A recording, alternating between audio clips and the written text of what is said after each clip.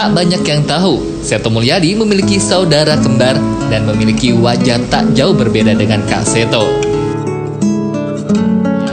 Dia adalah Kresna Mulyadi yang juga memiliki kepedulian terhadap dunia anak-anak.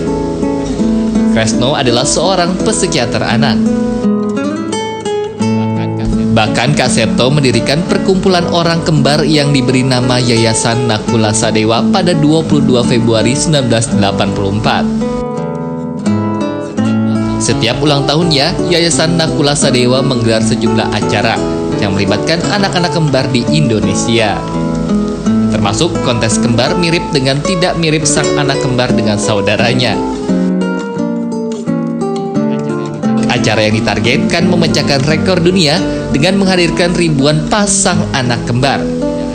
Tidak hanya peserta acara, tapi juga pengisi acara dan panitianya pun kembar.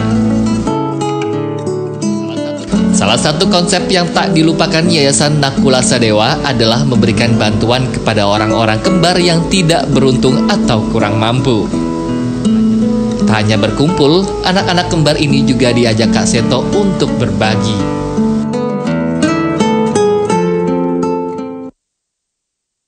Ya itu tadi ya, Kak Seto punya saudara kembar yang diterima kedokteran tadi itu ya Pak ya. Terus gimana ceritanya? Akhirnya kemudian Kak Seto ingin jadi psikolog.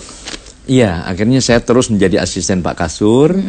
Lalu saya ingat 21 September kalau tidak salah, suatu saat saya sedang di loteng tempat membereskan angklung.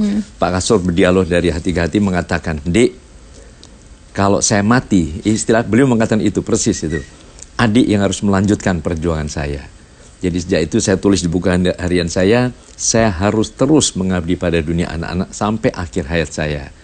Nah terus dalam perjalanan itu Pak Kasur juga mengatakan, "Dik, kelihatannya adik lebih cocok jadi psikolog. Coba daftar ke Fakultas Psikologi." Nah akhirnya setelah 2 tahun 2 kali gagal ke kedokteran UI, akhirnya saya coba masuk ke Fakultas Psikologi. Nah, alhamdulillah diterima. Akhirnya jadi, maka tadi ada ya di awal acara tadi ada foto bersama Megawati ya. Satu angkatan. Iya, waktu itu beliau sempat daftar ke Unpad, gagal, kemudian ke psikologi satu angkatan waktu di Pelonco, Mapram waktu itu, masa pramahasiswa begitu, Ibu Megawati waktu itu. Oh iya, akhirnya sampai sekarang kemudian memilih jadi psikolog anak begitu ya Pak? Iya, akhirnya itulah yang ditekuni dan disyukuri, ya mungkin itu yang lebih tepat untuk saya. Setelah sekian tahun Kak Seto memperhatikan dunia anak begini ya Kak Seto ya. Ini mungkin digambarkan secara singkatnya begitu. Kalau Kak Seto merasakan beda anak dulu sama anak sekarang bagaimana nih, pertanyaan simpel. Pada dasarnya sama sebetulnya, artinya semua anak-anak itu kreatif, penuh rasa ingin tahu, energik, penuh dengan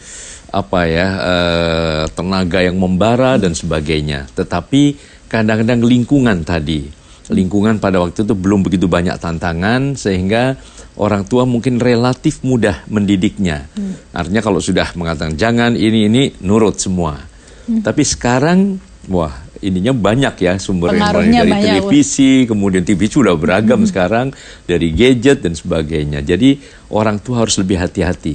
Kalau orang tua melakukan cara pendidikan yang lebih keras seperti zaman dulu, mungkin sekarang sudah tidak bisa lagi. Anak dengan mudah bisa kabur dari rumah, bisa menjalin komunikasi dengan teman-temannya, tahu-tahu geng motor, balap liar, narkoba, dan berbagai perilaku menyimpang. Kan baru ada peringatan Hari Anak.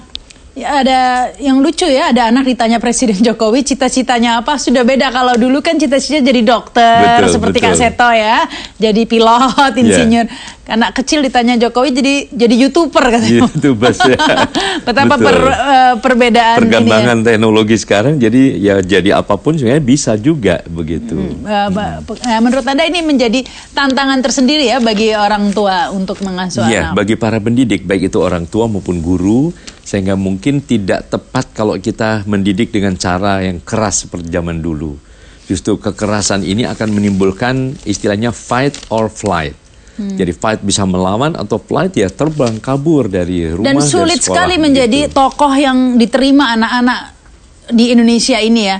Karena misalnya kayak Kak Seto ini, kalau dulu siapa yang nggak tahu Kak Seto, begitu mudah diterima begitu ya. Semua orang menerima, semua anak menerima Kak Seto, menyukai. Tapi sekarang sepertinya tidak ada lagi tokoh-tokoh seperti itu karena semua kalau anak laki kan cowok misalnya Optimus Prime, Bama Transformer seperti itu kan.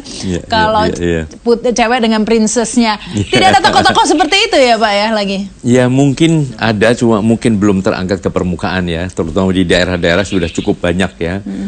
Tokoh, aktivis perlindungan anak, aktivis pendidikan anak, dan sebagainya. Yang bisa bicara dengan bahasa anak-anak maksud saya. Seperti Kak Seto ini kan bicaranya bahasa anak-anak. Iya. Pada dasarnya banyak, cuma tadi mungkin belum terekspos, dan kita juga ingin kampanyekan bahwa para aktivis yang bergerak di dunia anak-anak, di dunia perlindungan anak, pendidikan anak, perlu lebih diangkat ke permukaan sehingga anak-anak juga punya idola yang beragam lah begitu. Iya.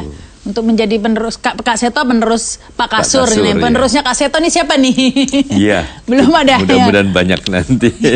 Baik, kita akan kembali pemirsa setelah pesan-pesan berikut ini.